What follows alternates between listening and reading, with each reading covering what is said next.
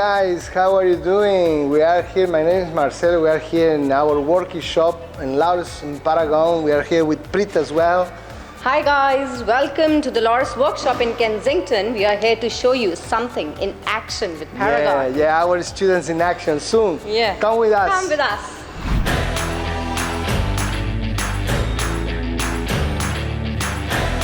This is our brand new workshop. It's our state-of-the-art workshop with all brand new equipment.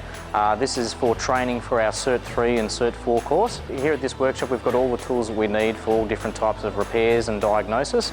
So we've got different stations set up around the workshop here in terms of whether we're doing some service work or whether we're doing diagnostic work. My experience has been really good. My trainer has a lot of knowledge for me. He's showed us how to work on the tools. We've just used some power tools that we learned in the class. Now we're really using it in the actual workshop. With all the hands-on experience we get working on the cars here, it will be easier for us to relate when we get into the actual world.